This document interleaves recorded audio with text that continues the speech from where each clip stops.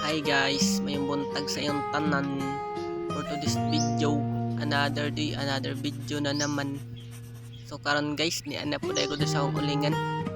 Dugay-dugay po ko wala nakauling guys. Bali 2 weeks po mahigit kay na-busy mo ko sa pag live ko sa TikTok. So kay na-restrict man ta sa TikTok. Nga rin na po ta maglingaw-lingaw sa ulingan guys. So baniday ko karon ninyo guys. So karon day maggiya po ko sa uling. Dugay-dugay na gining ulingan ni na stuck diri sa drum. Karon lang ako naduaw guys. Ay sa mga nagtatanong diyan, ay putik Tagalog yun guys, mga Bisaya, sorry ha, nagtagalog ko. Si magaingon mo na uwi kaya ako nagtagalog ya Bisaya raman dako. Dami kasi nagtatanong ng mga Tagalog kung di ba ako nag-apply ng trabaho. Kaya ang matubag lang na ako guys, ang masagot ko lang sa mga Tagalog diyan.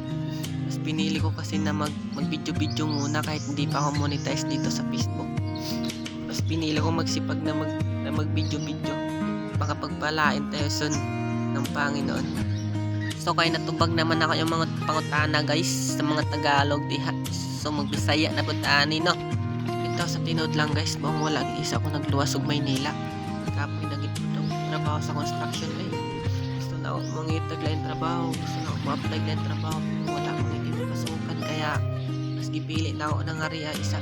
Kaya ang advice lang ako sa mga estudyante karon dito sa bata pa mo paniguro kung eskwela. Kaya lisod di kayo maka-apply trabaho karon og wala mo ineskwelahan. Kaya dapat maningkamot din mo na makatapos og college. Kaya makatapos mo may posibilidad na makahanap ng trabaho. Mag-apply mo ng trabaho, matanggap dayon mo. Kaya may ineskwelahan mo. Dili ka guys ako na graduate lang grade 12. Dili ka basta-basta maka-apply kung mayong trabaho. Kaya construction kita ko nadangtan. Kapoy kang construction gang mga bata. Kaya paningkamot gid mo. Ang ma-advise lang ako sa inyo paningkamot gid mo eskwela. Kaya advice lang ako sa inyo paningkamot gid mo eskwela na makatapos mo. Dili na ako gusto na maranasan ninyo ang ako naranasan sa construction. Na masinglayan mong paminaw, kailangan na mong pasok para lang na kay makaon kada adlaw, na kay masahod kada semana. Pag mahilanat ka, way mo arong ka sa imuha, way mo alaga, way mo pakaon, way mo bakal og bulong. Nagyagian ka lang sa mga kauban. Kaya paningkamot gid mo. Nilisod di kayo ang construction gang. Gaya ani ron, na ako sa ulingan, nasa lasang murag si Tarzan. Usugot na lang ba mo na inani mo? Na-press mo sa koa. Ha? Bitaw guys, nga rin nilang kutot akong video. Huwag nga akong pagdrama.